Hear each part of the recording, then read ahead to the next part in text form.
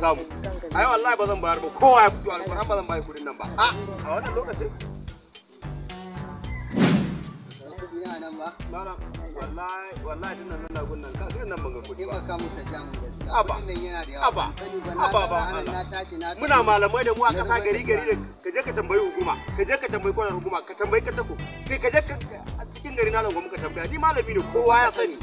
in ka dauka kwarar ka bani amma mutum kai da ba Allah karbi fada da kai ya ba ya da nauka ma kudi na baka gaskiya don ne ya dauka mun kudi na